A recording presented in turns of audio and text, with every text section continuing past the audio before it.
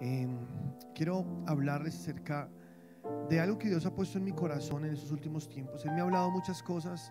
Yo trato de darles poco a poco lo que el Señor me da. El trabajo de nosotros los pastores es ese, ¿no? Dar a la iglesia lo que la iglesia necesita, dar el alimento. Y para mí es un privilegio ser pastor de una iglesia tan linda, de verdad se los digo, de corazón, porque ustedes son la iglesia más hermosa que existe sobre la tierra. Yo he estado en muchas iglesias, pero ninguna tan linda como ustedes. En serio, son personas muy, muy bonitas.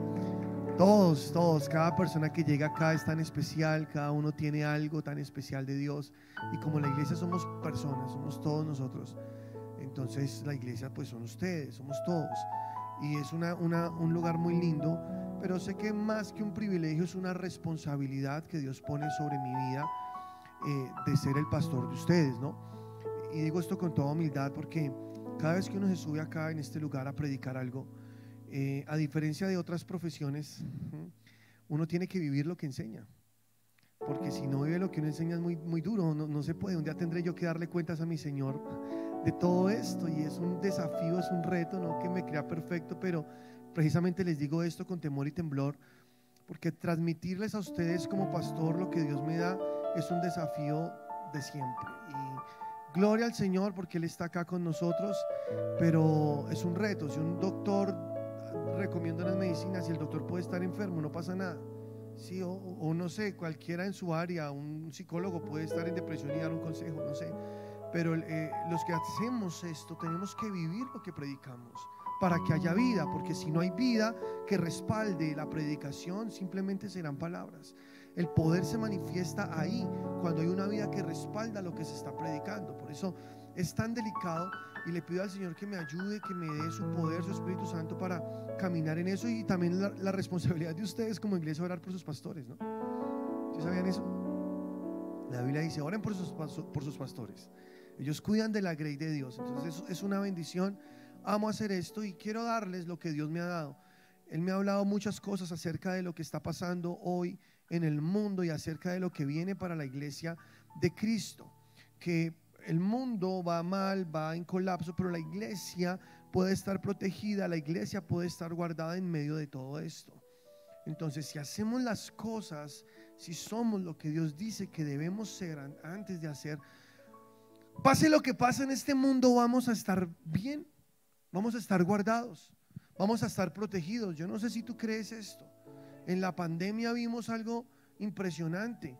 La iglesia, nosotros crecíamos, éramos bendecidos, éramos prosperados mientras el mundo colapsaba. O sea, Dios es bueno.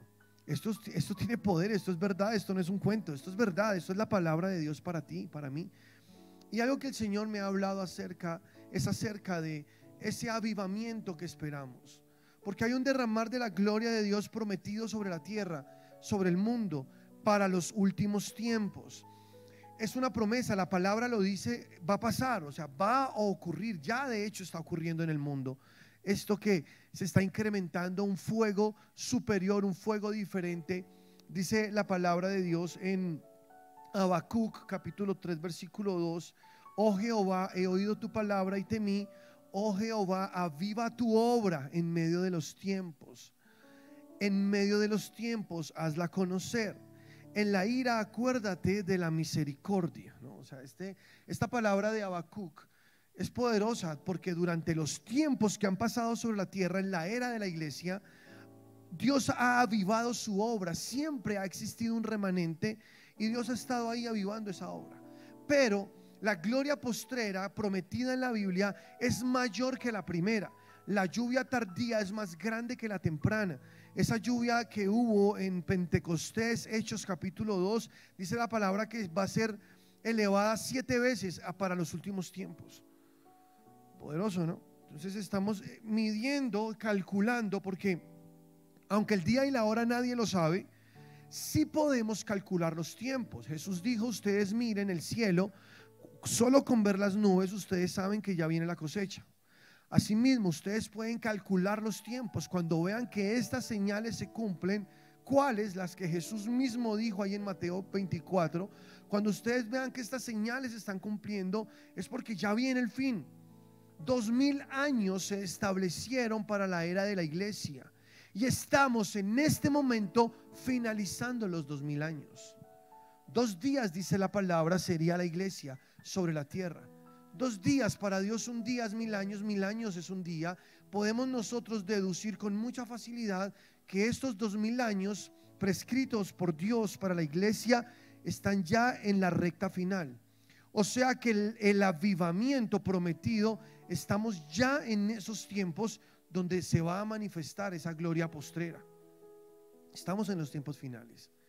Y yo no sé si tú quieres ser parte de esto, ¿sí o no? Yo sí quiero ser parte de esto. Y esto va a venir sobre toda la tierra, no solamente sobre esta iglesia, sobre toda la iglesia en el mundo. Pero Dios estableció que hubiesen iglesias locales sobre la tierra. Esta es una entre tantas iglesias locales que existen. No nos creemos mejor que nadie, simplemente queremos ser esa iglesia que Dios quiere que seamos. Y queremos cumplir con esos requisitos que dice la palabra que debemos cumplir para tener ese perfil y ser parte de esa última cosecha, de ese último avivamiento, que es algo que quiero mostrarles, que el Señor me habló en su palabra, de cómo hacer, qué ser, qué nos falta, qué tenemos que implementar en nuestra iglesia. Eso sí, yo te digo, tienes que estar sometido a los cambios, porque a veces la religiosidad limita el mover de Dios. Muchas iglesias que se niegan a cambiar sus formas se quedan enclaustradas a un diseño que no fue malo, en su tiempo fue perfecto, pero los tiempos han cambiado y la iglesia también tiene que renovarse, tiene que cambiar, porque Dios fue siempre muy cambiante con respecto a los métodos, no a los principios, que quede claro. Los principios han sido siempre los mismos, la palabra es la misma ayer, hoy y para siempre, pero Dios siempre cambió de métodos en la historia. Hay ejemplos diversos que yo podría mostrarte a través de la escritura acerca de esto. Por ejemplo, un día Dios le dijo a Gedeón: ve, destruye a los madianitas y ve con antorchas, con cántaros y con trompetas y 300 hombres y van a destruir todo el pueblo enemigo. Y así fue, ¿o no? Tenían que seguir la directriz de Dios. Era un método para ese momento, solo para ese momento, porque tú no vuelvas a encontrar esto en la Biblia. Lo practicaron de la manera que Dios les dijo y al hacerlo ganaron, se cumplió la palabra. Pero tú ves luego a un Josué que recibe dirección de Dios cuando entran a la tierra prometida.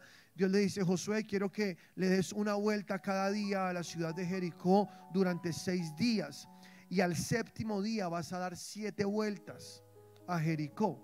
¿Cuántas vueltas dio el pueblo de Israel a Jericó? No fueron 7. 7 más 6, 13. Para las matemáticas, bueno, Señor, que no se note que evadí, que capé clase.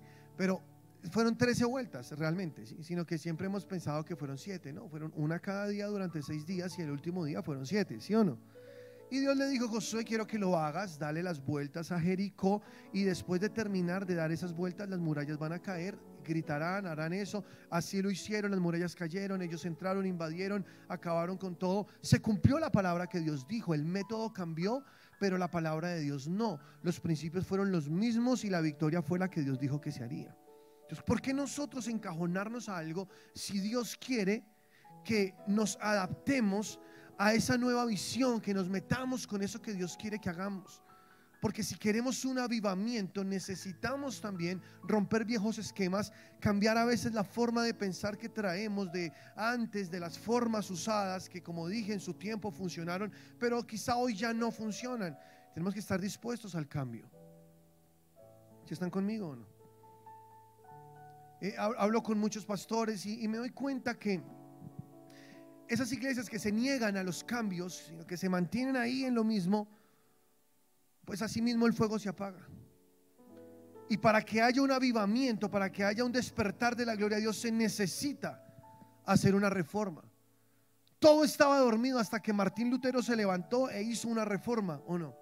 Y comenzaron a cambiar las cosas y se destapó una cantidad de secretos que estuvieron escondidos durante mucho tiempo, y eso activó y se prendió la iglesia, y desde ahí hasta acá la iglesia ha venido aumentando y ha venido creciendo, porque es necesario hacerlo. Al mismo Josué luego Dios le dice: ve, enfrenta a Ai, la siguiente ciudad en el orden de la conquista y el método fue completamente diferente.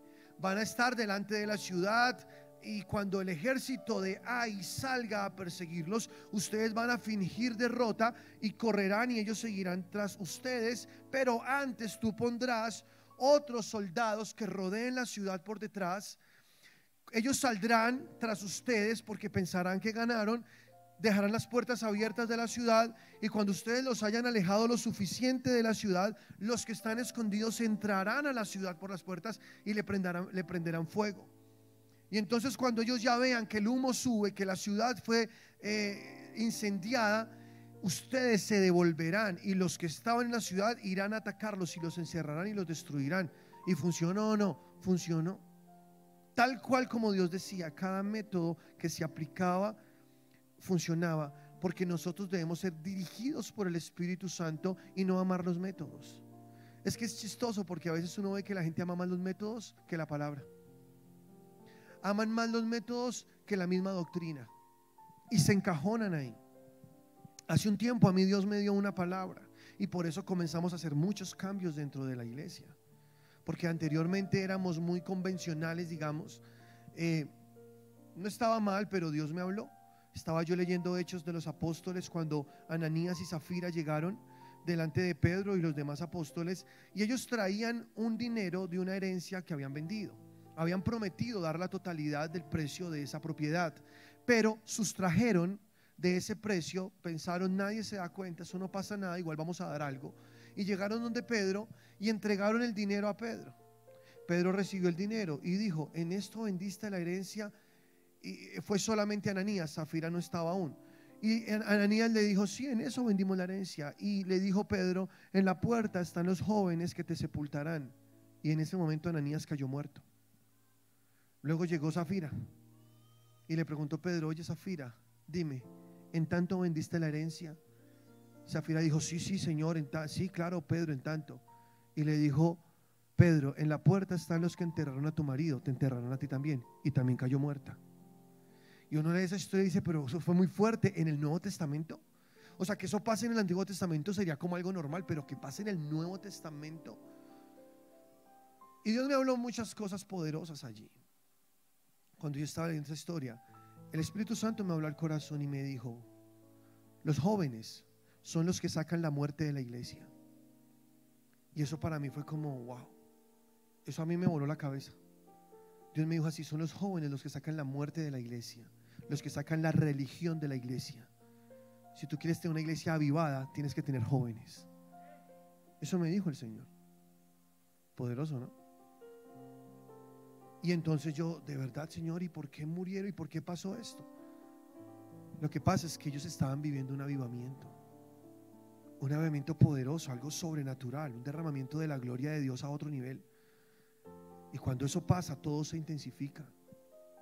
Dios es un Dios bueno que quiere que se salven las almas, pero Él es celoso con su gloria. Y cuando Él la entrega, Él cuida muy bien de que su gloria se mantenga. Por eso nosotros tenemos que estar dispuestos a lo que venga. Y no importa si toca hacer cambios, no importa. Por ejemplo, los miércoles cambiamos el formato porque el Espíritu Santo me dijo que lo hiciéramos así y que fuera tiempo de orar, de orar, de orar, de orar. 2 miércoles lo hemos hecho así y ha sido impresionante. Ha sido poderoso. El Señor me dijo: los viernes son para alabanza, para adoración, para disfrutar, para que los jóvenes tengan un espacio donde puedan adorar, para que toda la iglesia pueda adorar al Señor y alabar al Señor. Y ha sido algo maravilloso también. Entonces no estamos nosotros encerrados a un esquema, a un método, porque los métodos son cambiantes. La palabra es eterna y es la misma ayer, hoy y por los siglos de los siglos.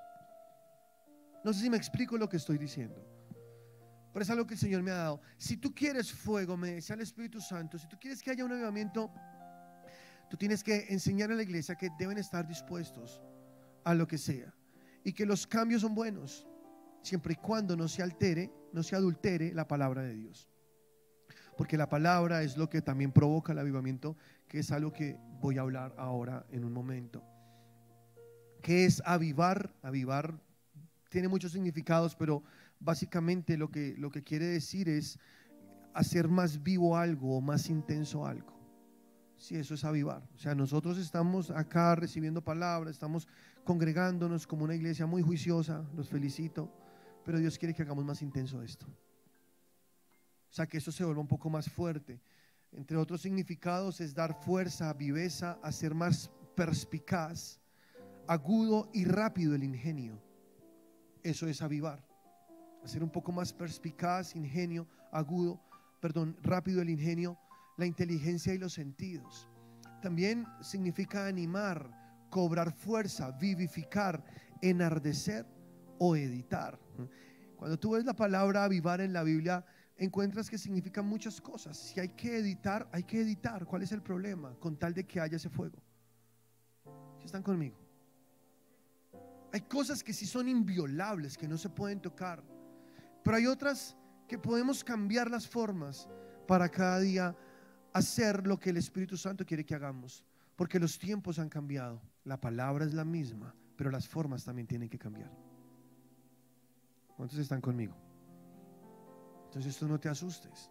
Yo me acuerdo al principio cuando comenzamos a hacer algunos cambios, algunos me decían: pastor, pero ¿por qué pintas las paredes de negro? Eso no le gusta al Señor. Yo le decía: pero ¿por qué tú dices que no le gusta? ¿Tú cómo sabes si a Dios no le gusta el negro? Sí, no, es una iglesia, o sea, una iglesia debe ser blanca, debe ser. Pero eso es algo que tú tienes ahí como un esquema en tu cabeza. No quiere decir que sea una regla, o si es que la Biblia en algún lugar dice: no pintaréis las paredes de negro. No, o sí. No, pastor, esas luces, pero ¿para qué pones esas luces? Ese humo, esa vaina, eso no le agrada al Señor. ¿Tú cómo sabes que no le agrada al Señor si las almas se están salvando? ¿Tú cómo puedes decir eso? Y yo me acuerdo, le decía a una persona que me hablaba de estas cosas, yo le dije: tú tienes un hijo de 9 años, un día tu hijo tendrá 14, 15. Y tú no querrás escuchar de él que te diga: no me gusta ir a esa iglesia, eso es muy aburrido, eso es muy feo.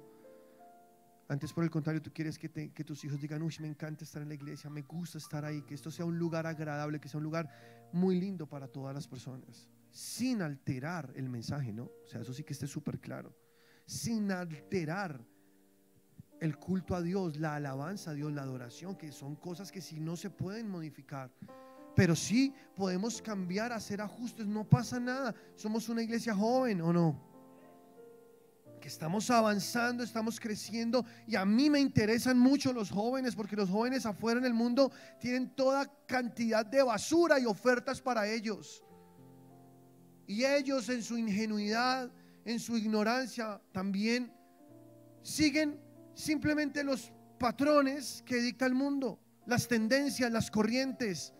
Y van ahí como aves que se apresuran al degolladero, hacia la red, como dice allá en Proverbios capítulo 5 o capítulo 7, como el necio que se apresura a las cámaras de la muerte, como el buey que va al degolladero y no sabe que es contra su vida, o como el ave que se apresura hacia la red y no sabe que es contra su vida hasta que la saeta atraviesa su corazón. Así está el mundo, así están los jóvenes.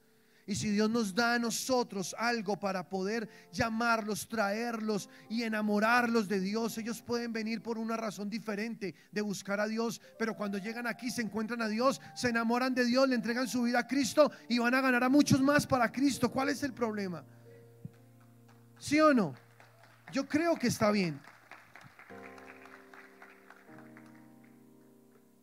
Eso sí, que se predique la palabra de Dios como es, que se hable de lo que dice la Biblia, para que haya nuevos nacimientos de verdad, porque cuando alguien nace de nuevo, esa persona será transformada, no importa su edad.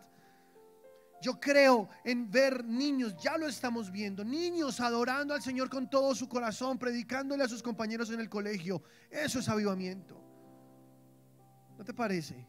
Jóvenes llenos del Espíritu Santo, y dicen: pero ese muchacho es como raro, ¿qué le pasa? En vez de estar un viernes en una discoteca con sus amigos, está metido en esa iglesia ya adorando, saltando a Dios. De eso se trata, porque cuando Dios llega a un corazón, lo transforma. Dios se encarga de enamorar a la persona, de apasionarla, porque cuando se enciende el fuego, cuando se aviva el Espíritu Santo, no habrá fascinación por las cosas del mundo, sino que estaremos ahí concentrados mirando el fuego, mirando el fuego. Como cuando tú estás en una fogata y miras el fuego, y es como si ella te hipnotizara, es como si te quedaras mirándola y mirándola. Y ¿no te ha pasado alguna vez? Cuando tú estás ahí en el fuego del Espíritu Santo, te metes, hay tanto en Dios que todo lo demás se ve borroso. El mundo, todo lo de afuera comienza a perder el sentido para tu vida. Claro, entre más cerca tú estés de Dios, más lejos estarás del mundo. Entre más metidos estés con Dios, ay, lleno del Espíritu Santo, menos tendrás interés por las cosas del mundo. Entonces, necesitamos que haya un verdadero avivamiento, más que una moda. Porque de esto no se trata. La iglesia no es un club social, la iglesia no es una religión. La iglesia tampoco es una organización como tal. La iglesia es un organismo vivo de personas que cuando se congregan en ella lo hacen porque saben que encuentran en ese lugar a Dios, lo que necesitan, porque acá encontrarás lo que no te puede ofrecer el mundo. Acá está Dios, tu creador, el que conoce cada necesidad de tu ser. Y por eso cada palabra que Él te da es una palabra que te transformará desde dentro hacia afuera y nunca serás la misma persona. Eso hace la palabra del Señor. ¿Cuántos lo creen? Como dice Salmos capítulo 119 versículo 37: aparta mis ojos que no vean vanidad, avívame en tu camino. Miren este versículo tan lindo, creo que es preciso para usarlo como una oración en estos últimos tiempos. Aparta mis ojos para que no vean vanidad. Y es que la Biblia dice, una de las señales de los últimos tiempos es esta: que por causa de que se aumentará la maldad en el mundo, el amor de muchos se enfriará. ¿Sí o no? Es una de las señales de los últimos tiempos. A lo bueno llamarán malo, a lo malo llamarán bueno. Y como se aumenta la maldad, entonces muchos que estaban ahí en Dios se les comienza a enfriar su amor. Así que si tú oras como dice este salmo, eso te va a ayudar. Dile: Señor, aparta mis ojos para que no vean vanidad, para que no vean las cosas de este mundo consumista y se fascine por ellas. Más bien, avívame en tu camino, ponme en el lugar por donde tú quieras que yo ande y avívame, pon ese fuego, que se encienda ese fuego en mí, esa pasión por estar contigo, esa pasión por buscarte. Estar avivados es muy importante, porque ya para ti no será como el tener que hacerlo, sino el querer hacerlo, porque el fuego produce eso, un querer como un hacer. ¿Si estás conmigo? O sea, entre más fuego, más pasión, más ganas de estar ahí. Eso te apasiona. Ya lo del mundo no tiene sentido en tu vida, sino que estar con Dios es aquello que de verdad te eleva, te hace, wow, estar en tu vida plena. Tú sabes, esto es lo mío, aquí quiero estar. Quiero llenarme más, quiero conocer más de Dios, quiero caminar en esta libertad, quiero caminar en esta vida plena. Esto es lo que quiero para mi vida. Ahí estás, el fuego te lleva por ese lugar. Eso se convierte en una fe que arde y no en una fe académica. Porque el manual no está mal, pero es peligroso. Pablo dijo: la letra mata, pero el espíritu vivifica. O sea, cuando tú sabes lo que tienes que hacer, pero no tienes el fuego ardiendo para hacerlo, eso se convertirá en una carga para ti. Pero cuando el fuego arde, hacer lo que Dios te dijo que hagas será para ti un deleite. Será una pasión, será algo que te enamora, es una bendición estar ahí. Así que tú puedes orar al Señor y decirle: aparta mis ojos que no vean vanidad, avívame en tu camino, Señor. En segunda carta a Timoteo, en el capítulo 1, versículo 6, Pablo le dice a Timoteo las siguientes palabras: por lo cual te aconsejo, le dice Pablo a Timoteo, que avives el don de Dios que está en ti por la imposición de mis manos. Mira esto. Timoteo era un joven pastor que se volvió muy grande en la iglesia primitiva. Fue pastor de pastores también, pero tenía su líder espiritual, su padre espiritual, que era el apóstol Pablo. Y el apóstol Pablo, quien le enseñaba, le predicaba, es quien le dice estas palabras que leemos acá: Timoteo, yo te aconsejo, aviva el fuego del don de Dios que ya está en ti por la imposición de mis manos. O sea, ya Pablo había impuesto sus manos sobre él. Él había recibido el Espíritu Santo. Timoteo no andaba solo por la vida. Timoteo tenía un pastor. Por eso quiero que sepas algo. Tú y yo necesitamos ser pastoreados. Esto no es cuento, esto está en la Biblia. Yo necesito un pastor. Yo, por el hecho de que no soy pastor de esta iglesia, entonces ya no necesito nada, Dios y yo. No, mentira. Yo tengo un pastor al cual le rindo cuentas, con quien hablo cada mes, almuerzo con él junto a mi esposa, pago mis diezmos, recibo palabra de él, él pone sus manos sobre mí y ora. Para mí eso es súper importante, porque yo no quiero estar por ahí a la deriva corriendo el peligro de desviarme. ¿Sí o no? Por eso tú también necesitas un pastor. Es el diseño de Dios. Cuando tú escuchas a esas personas que dicen: ah, no, yo soy cristiano desde mi casa, yo no necesito congregarme, yo no necesito una iglesia. Mira, eso es muy peligroso.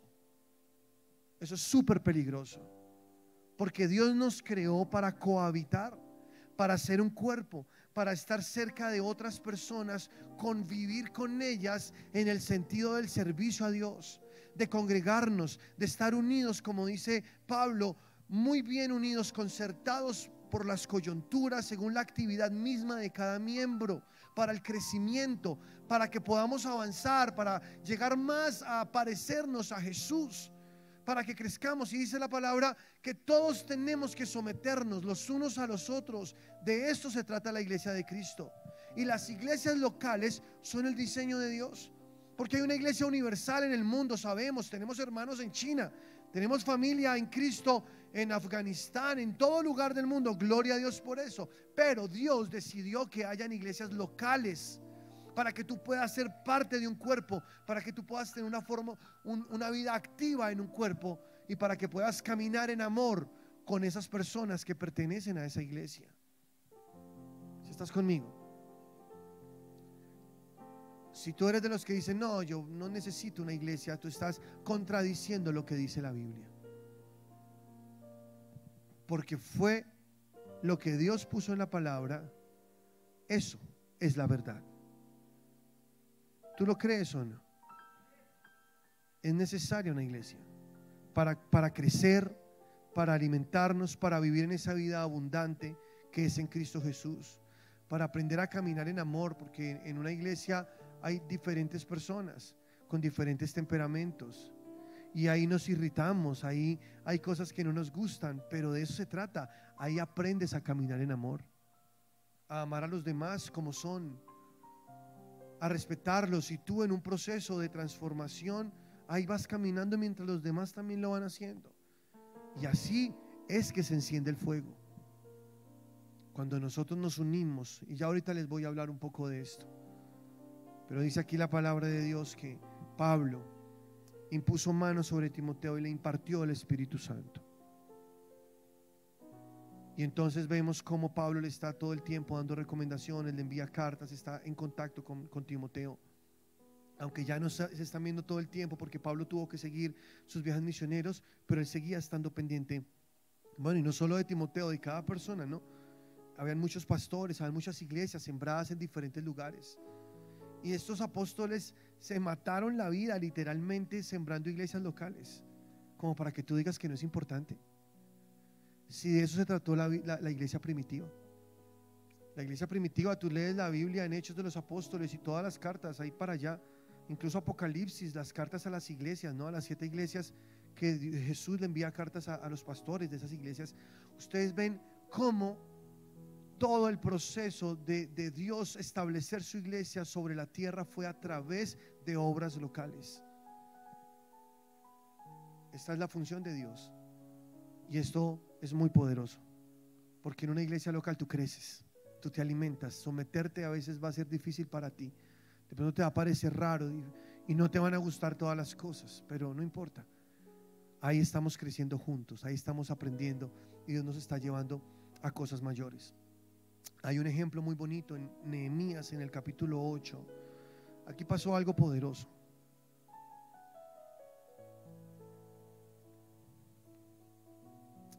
Esto fue tremendo, porque en el contexto en el cual ocurrió lo que vamos a leer, ellos vienen de un exilio habían sido llevados cautivos por el imperio de los babilonios. Estuvieron allá durante 70 años, porque Jeremías así lo había profetizado, ¿no? 70 años de cautiverio, duro, exiliados, sacados de su tierra. Ellos destruyeron, los babilonios destruyeron las murallas de la ciudad de Jerusalén, destruyeron el templo, acabaron con todo. Esto estaba reducido a ruinas. Pero cuando se cumplió el tiempo que Dios predijo a través del profeta Jeremías, otra vez comenzaron a llegar. Dios movió a Nehemías, movió a Esdras. Acá hay algunas personas claves en esta historia para que regresaran otra vez a Jerusalén y comenzaran a reedificar esas ruinas antiguas, a levantar otra vez su ciudad. Y trabajaron muy duro. Y fue muy bonito porque cuando estaban allá mirando las ruinas del templo, se encontraron un libro. Y ahí estaba el libro de la ley, la palabra de Dios. Entonces comenzaron a leerla delante del pueblo. Y yo quiero que mires lo que pasó. Dice Nehemías 8:1: y se juntó todo el pueblo como un solo hombre. ¿Cómo se juntaron? Como un solo hombre, como uno solo. Aquí ya empieza la clave. Estaban como uno, reunidos, como un solo hombre en la plaza que está delante de la puerta de las aguas. Y dijeron a Esdras el escriba que trajese el libro de la ley de Moisés, la cual Jehová había dado a Israel. Y el sacerdote Esdras trajo la ley delante de la congregación, así de hombres como de mujeres y de todos los que podían entender. El primer día del mes séptimo, dice, y leyó el libro delante de la plaza que está delante de la puerta de las aguas, desde el alba hasta el mediodía, en presencia de hombres y mujeres y de todos los que podían entender, y los oídos del pueblo estaban atentos al libro de la ley. Ahora, quiero que prestes atención a esto, porque dice la palabra que Esdras comenzó a leer las palabras de Dios desde el alba, desde que rayaba el alba, es decir, más o menos 6 de la mañana. Desde ese momento comenzó a leer la palabra de Dios al pueblo hasta las 12 del mediodía. O sea, aproximadamente 6 horas seguidas escuchando palabra. ¿Cómo les parece? Tremendo, ¿no? Por eso de ahora en adelante aquí las predicaciones serán de 6 horas. No, mentira, tranquilos. No se asusten. Ellos estaban 6 horas escuchando palabra. Esto me dice algo, y es que ellos amaban la palabra de Dios. O sea, cuando escucharon la palabra de Dios, ellos dijeron como, wow, o sea, esto es lo que yo necesito saber. Esto es sabiduría, estos tesoros. Duraron 70 años. Muchos de los que estaban ahí habían nacido en cautiverio. Ni siquiera ya conocían lo que era la palabra de Dios. Estaban en un sistema babilónico, lejos de su ciudadanía hebrea. O sea, ellos habían olvidado, no sabían. Muchos no sabían, pero cuando sacan la palabra de Dios y la abren, y Esdras, el escriba, comienza a recitar estas palabras, todo el mundo queda así, anonadado. Para ellos fue como, Dios mío, o sea, ¿qué es esto? Qué cosa tan impresionante. Lo están leyendo desde la mañana hasta el mediodía, dice la palabra. Y el escriba Esdras estaba sobre un púlpito de madera que había hecho para ello, y junto a él estaban Matatías, Sema, Anías, Urías, Hilcías y Maasías a su mano derecha, y a su mano izquierda Pedaías, Misaías, Malquías, Hasum, Asbonad, un poco de nombre, Zacarías, Mesulam. Si de pronto alguien quiere tener hijos, ahí pueden encontrar el nombre que para su niño. Imagínense, ponerle Pedaías. Sería bonito, ¿no? Pedaías Martínez. Estaban todos ellos ahí. Ahora, fíjate en algo chévere, porque esta forma de que hacemos nosotros es completamente bíblica.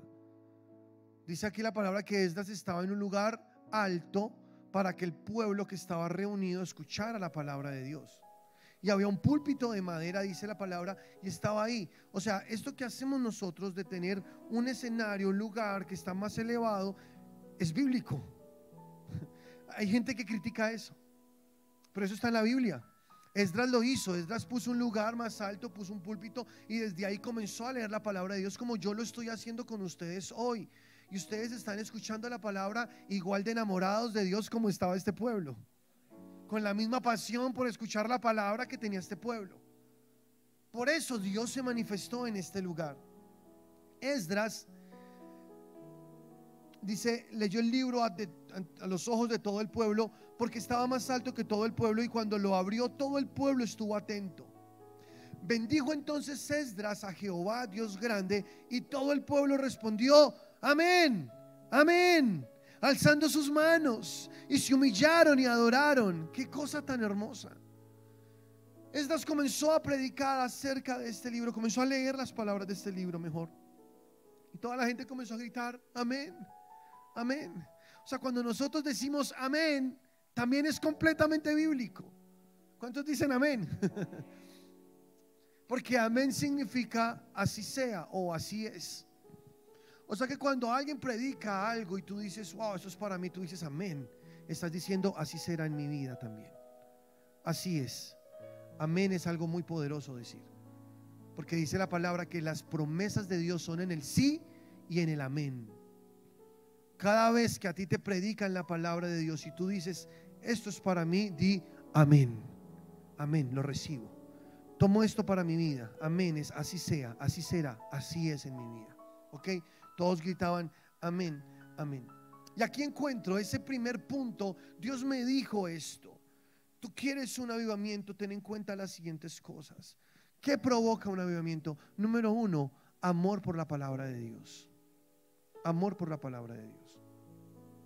Cuando la gente ama la palabra de Dios, el Espíritu Santo comienza a moverse. Porque la palabra de Dios es vida, ¿no? Es pan, es alimento, es lluvia. Cuando tú comes la palabra del Señor, tú sabes, porque tu espíritu se alimenta. Algo comienza a transformarte. De pronto en el momento tú no entiendes todo, pero al pasar la vida te das cuenta que cosas van cambiando en ti. Esos cambios que estás teniendo es producto de la palabra depositada en tu corazón.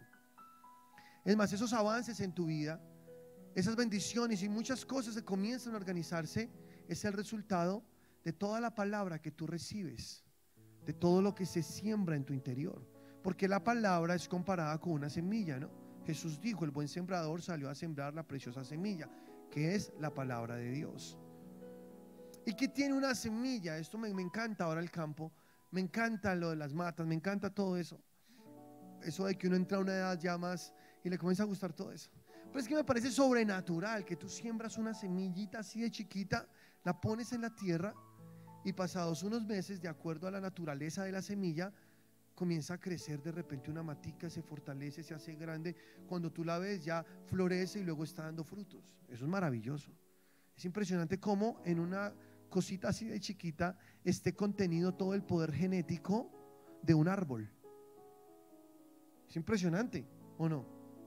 Eso es un invento de Dios. O sea, cuando Dios compara la palabra con la semilla, la buena semilla de Dios, es eso. Una palabra que tú recibes hoy es una semilla que fue sembrada en tu espíritu.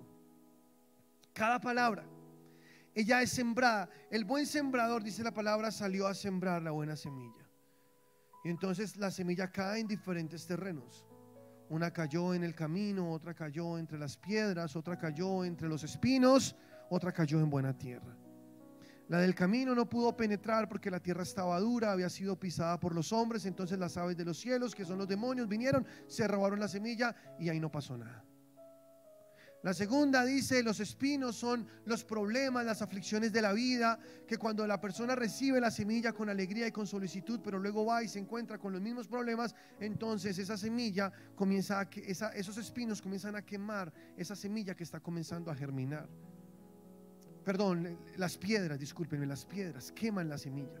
Los espinos son el engaño de la riqueza, los afanes de la vida que ahogan la semilla. Pero la buena tierra, dice la palabra, son esas personas que reciben esa palabra que se está predicando, esa palabra que está ahí, y la reciben con tanta solicitud, con tanta alegría, que comienza a crecer dentro. Tú eres tierra, tú eres una matera, y ahí dentro está creciendo una semilla. Cada palabra que tú recibes es una semilla, y ella puede producir, dice la palabra, en la buena tierra al 30, al 60 y al 100 por uno. O sea, incluso siendo buena tierra, no todas las personas producen igual. Unos al 30 por 1, otros al 60 por 1, otros al 100 por 1.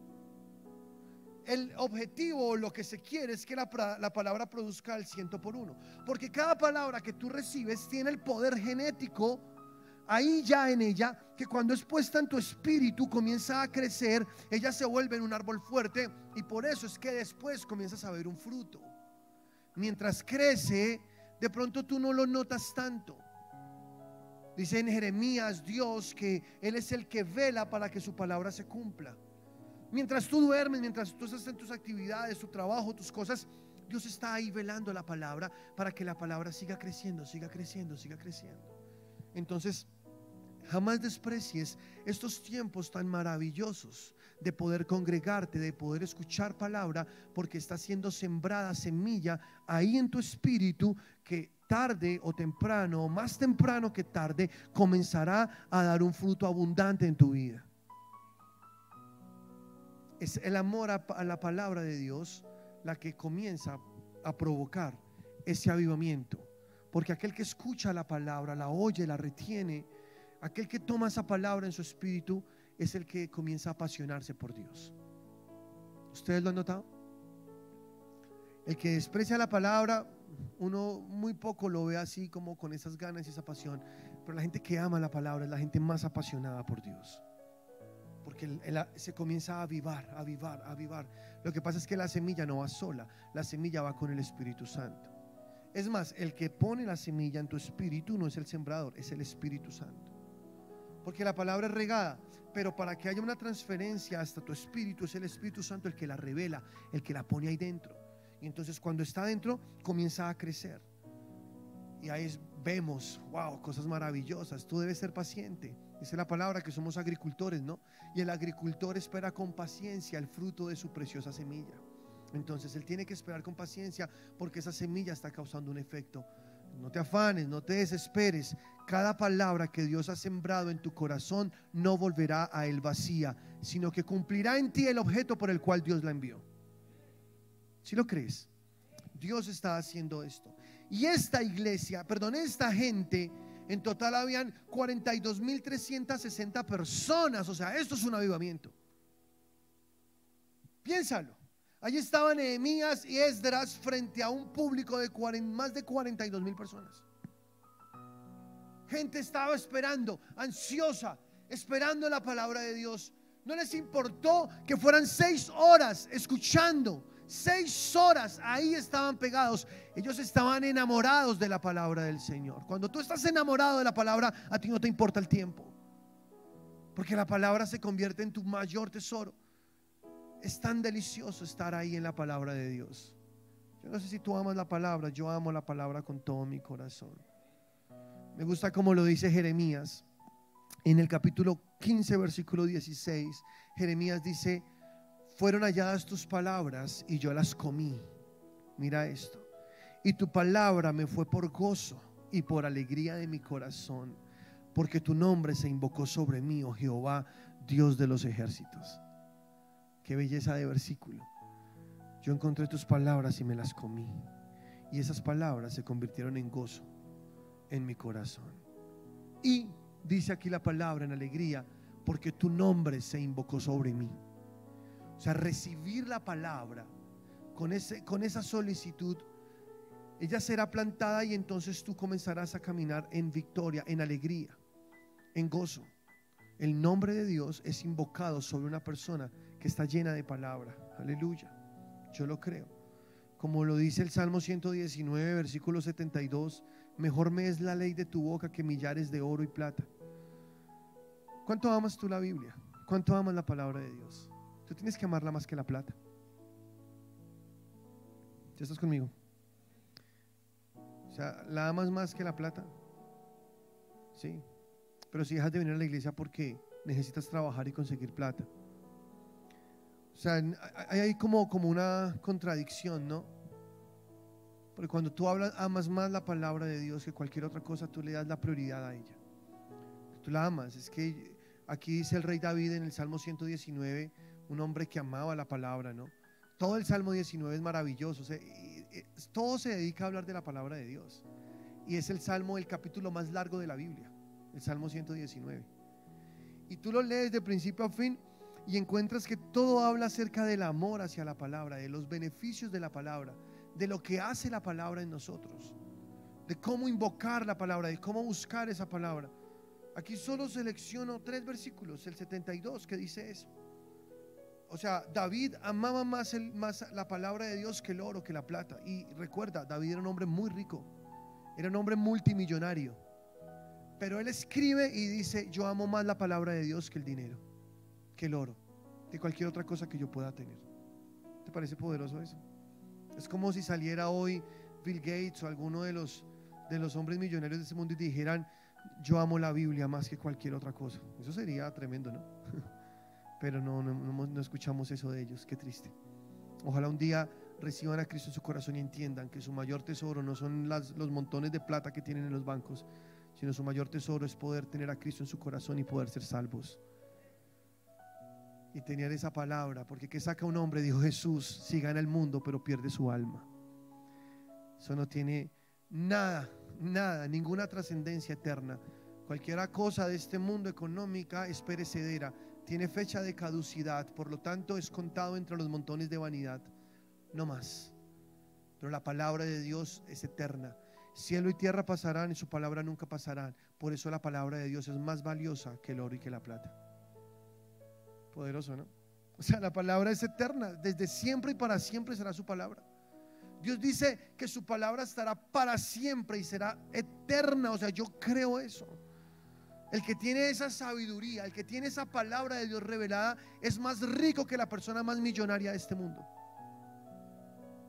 En serio, ustedes aman la palabra de Dios, ustedes son muy ricos. Yo diría amén a eso. Amén. Uno con la palabra lo tiene todo. El versículo 97, el rey David exclama: oh, cuánto amo yo tu ley, todo el día es ella mi meditación. Mira esa exclamación tan linda: oh, cuánto amo yo tu ley, dice el rey David. En medio de los lujos, en medio de todo lo que tenía, él dijo: no, lo que yo más amo es esto, todo el día es ella mi meditación. Reconoce el rey David que durante el día, todo el tiempo estaba pensando en esa palabra. O sea, no estaba pensando en su plata, en su dinero, en cómo gastaba su fortuna. No, a él lo que más le ocupaba su pensamiento era la palabra de Dios. Todo el día meditó en ella, dice. El versículo 140 dice el rey David también: sumamente pura es tu palabra y la ama tu siervo. Tomarse el tiempo de poner ahí en el Salmo 119 todo lo que el Espíritu Santo le revelaba, o mejor, inspiraba al rey David, y lo ponía ahí en la escritura, es porque de verdad este hombre amaba la palabra de Dios. Con razón Dios dice de él que tenía el corazón conforme al suyo. Yo no sé si tú amas la palabra de Dios. Yo amo la palabra de Dios, la amo, y no te lo digo por orgullo, nada de eso, no, te lo digo con humildad. Pero para mí no existe nada más hermoso en la vida que la palabra de Dios. Todo el tiempo estoy meditando en ella, todo el tiempo la estoy estudiando, todo el tiempo estoy buscando más, escuchando, alimentándome, recordándola. En las noches duermo, me despierto pensando en ella. Y de verdad te lo digo con humildad, pero la palabra de Dios se volvió todo en mi vida. Es una bendición. Qué privilegio tenemos nosotros de tener la palabra de Dios. Es una belleza. Pero dice aquí la palabra que luego, cuando ellos estaban escuchando la palabra de Dios que Esdras les leía, ellos respondieron amén, dice, y alzaron sus manos y se humillaron y adoraron a Jehová inclinados a tierra. Y luego más adelante dice que todos comenzaron a llorar. O sea, la palabra los hizo llorar, los hizo estar compungidos de corazón, porque les llegaba hasta lo profundo de su ser. Esa palabra entraba allí.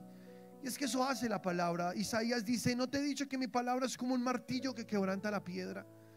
Esa palabra hace eso, entra, y ellos estaban llorando ante la presencia de Dios, que le tocó decir así. Déjenme, yo me ubico aquí más adelantico. Dice: y Nehemías el gobernador y el sacerdote Esdras escriba y los levitas que hacían entender al pueblo dijeron a todo el pueblo: día santo es a Jehová nuestro Dios, no os entristezcáis ni lloréis, porque todo el pueblo lloraba oyendo las palabras de la ley. Qué lindo eso, ¿no? Dios me dijo, lo segundo que tú necesitas saber para tener un avivamiento es amar al Espíritu Santo. O sea, tú tienes que amar la palabra. Iglesia, tenemos que amar la palabra, pero también tenemos que amar al Espíritu Santo, la persona del Espíritu Santo. ¿Cuántos aman al Espíritu Santo? Es que Él es nuestro amigo, ¿no? Nuestro compañero, Él está todo el tiempo con nosotros. ¿Cómo no amarlo si es una persona tan dulce, que siempre está ahí con nosotros, jamás nos abandona, es nuestro compañero? Ellos, cuando comenzaron a esa palabra, el Espíritu Santo comenzó a trabajar y produjo en ellos humillación. Porque eso es lo que hace el Espíritu Santo, produce en ti humillación. O sea, hace que tú te humilles delante de esa palabra, que tú te rindas delante de Dios. Eso hace el Espíritu Santo. Que tú te pongas ahí en sus manos y digas, Señor, yo soy tuyo, yo soy tuyo. Y es que yo no sé si te ha pasado que cuando te predica la palabra, a veces te dan ganas de llorar. Algo se mueve en ti, es como una cosa que ni siquiera puedes entender muchas veces. Es porque el Espíritu Santo está pasando esa Biblia, esa palabra a tu espíritu. Él está haciendo una transferencia, está escribiendo en tu corazón la palabra que tú necesitas. Poderoso, ¿no? Es más, hay veces que tú ni siquiera entendiste. ¿De verdad te ha pasado? Tú estás leyendo la Biblia y no entendiste, pero te dan ganas de llorar y algo pasa como por dentro. Yo te voy a explicar qué es lo que pasa. Dios fue directo a tu espíritu y no pasó por tu mente. Él hace eso también. Sí, yo sé, es mejor darle el sentido. Si tú lees ahí antes en la palabra de Dios, en el versículo 6, dice que ellos ponían el sentido a la palabra de Dios y hacían que el pueblo entendiera la lectura. Dice aquí la palabra, para que entendieran lo que decía. Los escribas, los levitas, perdón, le hacían entender al pueblo y decían al pueblo, estos días santos. Entonces sí está bien ponerle el sentido, entenderla, mirar la palabra de Dios, lo que está detrás de las letras. Pero el Espíritu Santo, más que un conocimiento, quiere transmitirte es una revelación. O sea, que la palabra baje de tu mente a tu espíritu, que no se quede solamente en un conocimiento, o si no, solo sería eso, conocimiento. Pero cuando la palabra se revela en tu espíritu, se convierte en vida. Eso solamente lo puede hacer el Espíritu Santo, nadie más. Él hace que la palabra se baje acá. Palabra revelada es poder. Satanás estaba con Jesús en el diablo tentándolo. Perdón, Satanás estaba con Jesús en el desierto tentándolo. Mateo 5, si no han leído. Y entonces Satanás le dijo a Jesús, mira estas piedras, conviértelas en pan. Si eres el Hijo de Dios, hazlo. Y Jesús le respondió, no, Satanás, porque escrito está, no solo de pan vivirá el hombre, sino de toda palabra que sale de la boca de Dios. Pero cuando nosotros vamos al griego y encontramos cuáles eran las palabras que se usaban cuando Jesús dijo eso, hay un significado poderoso. Porque lo que le dijo Jesús al diablo fue, no, Satanás, porque no solo de logos vivirá el hombre, sino de toda palabra rema que sale de la boca de Dios. Y ahí cambia el sentido completamente, porque logos significa palabra escrita, rema significa palabra revelada. O sea, Jesús lo que estaba diciéndole al diablo es, el hombre no puede vivir de la palabra escrita, el hombre vive de la palabra revelada. O sea, el tener la Biblia ahí abierta en el Salmo 91 en tu casa no va a hacer nada. Tú necesitas es que la palabra sea escrita en tu espíritu. Eso es lo que necesita. Y el único que hace eso es el Espíritu Santo. Él la pasa de la letra, del papel a tu corazón, y se cumple lo que dice Joel: en los posteros tiempos escribiré mis leyes en el corazón de ellos para que las cumplan. Porque el Espíritu Santo pone esas palabras en tu espíritu. Eso se llama revelación, y tú te conviertes en un hacedor de la palabra. La información no te transforma, solamente te da conocimiento. Pero la palabra revelada sí te transforma, porque es una palabra que te empodera. No solo sabes lo que debes ser y hacer, sino que también tienes la habilidad para hacerlo y para hacerlo. Porque el Espíritu Santo ahora, como ya escribió esa palabra en tu corazón, como la palabra es vida, se vuelve vida en ti y tú te conviertes en un hacedor de esa palabra. Eso es revelación. Necesitamos más revelación. Es el Espíritu Santo el único que puede encender esa palabra. Por eso ama al Espíritu Santo. ¿Te acuerdas de las vírgenes? 5 tenían la lámpara. Las 10 tenían la lámpara, pero solo 5 tenían aceite. ¿Se acuerdan? Y Jesús, el esposo, solo se llevó las que tenían aceite. Y las otras 5, ay, pero llévanos. No, solo las que tienen aceite.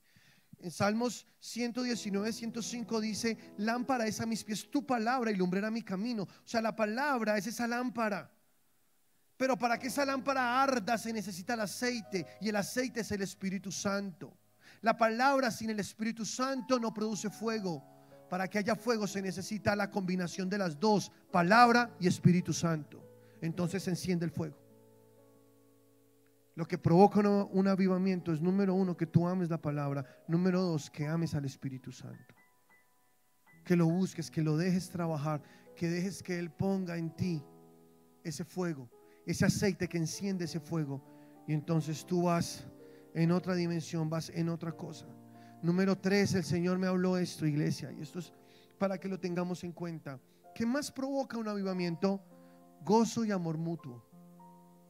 Tenemos que ser uno, tenemos que amarnos como iglesia. A pesar de nuestras diferencias, tenemos que amarnos.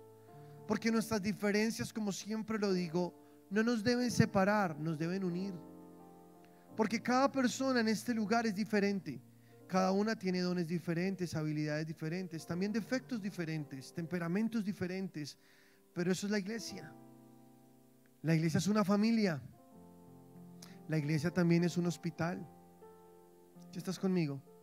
Y debemos cuidarnos muchísimo de no caer en odios, en disensiones, en resentimientos, que porque el otro me dijo, que porque no me saludó, que porque esta persona es así o así. Si tú encuentras personas imperfectas en la iglesia, pues estás en el lugar correcto, porque de eso se trata la iglesia. De que llegamos todos nosotros a pesar de nuestros errores, pero Dios comienza a trabajar en nosotros y a hacernos diferentes. Y sí vamos creciendo, gloria a Dios, pero tenemos que ser uno.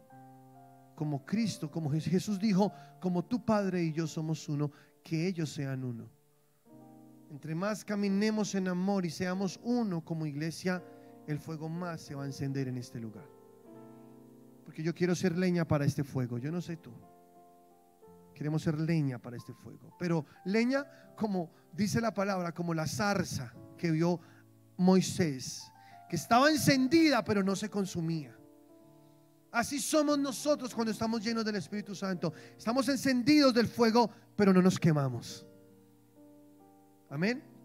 No te consumes. Estás encendido todo el tiempo como esa zarza, pero no te consumes. Así quiere el Señor que nosotros estemos, que nosotros andemos en un amor mutuo, llenos del Espíritu Santo.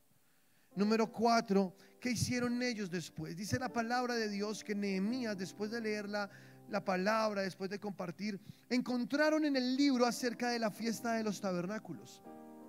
Y dijeron: nosotros no celebramos esa fiesta. ¿Cómo hacemos? Celebremos esa fiesta de los tabernáculos. Entonces decidieron hacerlo. Y la fiesta de los tabernáculos es algo maravilloso en la Biblia, porque ellos dormían en tiendas durante 8 días. Hacían tiendas fuera de su casa para recordar su peregrinaje en el desierto y para anunciar la venida del Mesías que reinaría sobre ellos. Esa era como la tradición. Y durante ese tiempo ellos oraban a Dios para que enviara lluvia, porque sobre la tierra, en ese contexto cultural, es muy difícil el tema del agua. Tú estás en un país donde hay mucha agua, entonces nos cuesta entender esto. Pero si tú vivieras en un desierto, en un lugar como ese, el agua es un tesoro. ¿Si estás conmigo? Entonces ellos oraban: Señor, manda agua, manda lluvia. Y celebraban la fiesta de los tabernáculos y oraban a Dios para que enviara lluvia. Y esperaban diciendo: sabemos que que vendrá el Mesías y reinará sobre nosotros. Eso significa, la fiesta de los tabernáculos tiene muchos significados, pero solamente quiero decirles esto. Porque Jesús, cuando estaba en el último y gran día de la fiesta de los tabernáculos, se puso en pie y dijo: el que tenga sed, venga a mí y beba. O sea, diciendo: el agua ya está aquí, solamente vengan y beban, y de su interior correrán ríos de agua viva.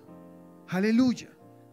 Y de su interior correrán ríos de agua viva. Solamente tienes que acercarte a Jesús y beber de esa agua. Y celebramos en nuestra tienda nuestra vida en Cristo y que Cristo viene. Mira, número 4, tú tienes que tener claro que tú estás en una habitación temporal, que esta casa que Dios te dio es simplemente una tienda de campaña. Eso significa la fiesta de los tabernáculos. Tú aún no has sido revestido, aún no tienes tu casa definitiva. Tú estás en un tiempo de espera, durmiendo provisionalmente, viviendo provisionalmente en esta tienda de campaña. Acá, este cuerpo es provisional. Es templo del Espíritu Santo, sí, pero es una tienda de campaña. Esto no es tu casa. ¿Sí estás conmigo?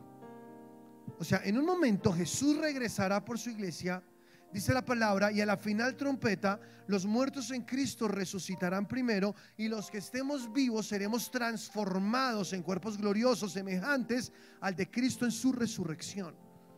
Y entonces lo mortal se vestirá de inmortalidad, lo corruptible se vestirá de incorrupción. Será cambiado el cuerpo animal por un cuerpo espiritual. Y entonces tú tendrás tu casa en la que vivirás por siempre. Por ahora tienes una tienda de campaña. Esta no es tu casa. Por eso algo que el Señor me dice: para que haya un avivamiento se necesita que la iglesia tenga claro que en esta tierra son peregrinos, son forasteros, están de paso. Esta no es su casa. Esto es simplemente un tiempo que muy pronto terminará, y ya en nada Jesús nos llevará con Él y seremos transformados en gloria como Él. Pero si tú te amañas mucho en este mundo, y si te enamoras mucho de esta tienda de campaña y te quedas acá como si esta fuera tu casa definitiva, es muy duro, porque Jesús dijo: no pongas tus ojos en las cosas del mundo, pon tus ojos en las cosas del cielo, en las cosas de arriba, donde está Cristo sentado a la diestra del Padre. Esa es tu casa. Jesús dijo: me voy donde mi Padre, en la casa de mi Padre muchas moradas hay. Me voy a prepararles casa. ¿Sí estás conmigo? Y en breve Jesús dijo: volveré. Retén lo que tiene para que ninguno tome tu corona. He aquí, yo vuelvo pronto, y mi galardón conmigo. Y a la final trompeta seremos transformados con Cristo. O sea que si tú te acomodas mucho en este mundo, estás en peligro de poner tu corazón acá y olvidarte que esta vida efímera humana no es tu definitivo, sino que Dios puso eternidad dentro de ti. Y el diseño de Dios para ti es que tú vivas eternamente y para siempre con Él. Por eso no ames las cosas del mundo, no ames al mundo ni las cosas del mundo, dice el Señor. Pon tu corazón allá arriba. Pongamos el corazón arriba y provoquemos un avivamiento. Tengamos siempre en cuenta que estamos en tiendas de campaña. Porque tristemente hoy se predica un evangelio, hablando generalmente, que no es. Pedro advirtió acerca de los 3 amores peligrosos de los últimos tiempos. Pedro dijo: en los últimos tiempos habrán hombres amadores de sí mismos. ¿Eso cómo se llama? Humanismo. Amadores de los placeres. ¿Eso cómo se llama? Hedonismo. Y amadores de la avaricia, de las riquezas. ¿Cómo se llama eso? Materialismo. Tristemente hoy se predica mucho en las iglesias de humanismo, de hedonismo y de materialismo. Y tenemos que regresar al evangelio de la cruz, a aquel que te dice: quieres seguir a Cristo, debes estar dispuesto a renunciar a todo, tomar tu cruz y seguir a Cristo. Porque este mundo y sus afanes pasarán, pero el que hace la voluntad de Dios jamás pasará. Pon tu corazón en las cosas de arriba, no en las de la tierra. Cuando veas que todo esto está ya a punto de terminar, entonces concéntrate en Dios y deja que Dios haga su obra en ti. Porque y lo número 5 es esto: tenemos que separarnos completamente del mundo. Completamente del mundo. No ser más parte de este mundo. Ellos se estaban liberando del sistema de Babilonia. ¿Y qué es Babilonia en la Biblia? Porque esto tiene demasiados significados, pero Babilonia en el antiguo pacto, o mejor antes, de hecho, en hebreo la palabra es Babel, en griego es Babilonia.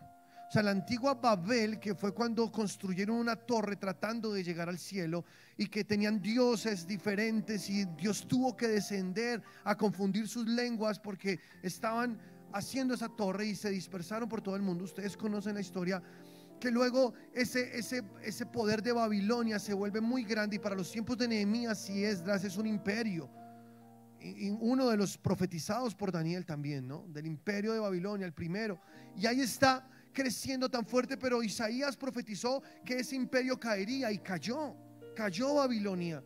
Dice Isaías que Babilonia ha sido destruida, Babilonia ha sido hollada, y tal cual antes de que Cristo viniera al mundo, ese imperio cayó y entraron los medopersas. Ustedes conocen la historia, después los griegos, luego Roma. Pero Juan tiene una visión en Patmos, allá cuando escribía Apocalipsis, y Juan habla de la nueva Babilonia que caerá también. O sea, hay una nueva Babilonia para esos últimos tiempos, que habla de un poder que se enseñoreará del mundo, un poder económico religioso. Y es que para nadie es un secreto que esto ya está en el mundo, que hay una organización en el mundo, un nuevo orden mundial que está a punto de tomar el control del mundo, que va a caer porque Juan profetizó, se va a levantar, tomará fuerza, será el último imperio.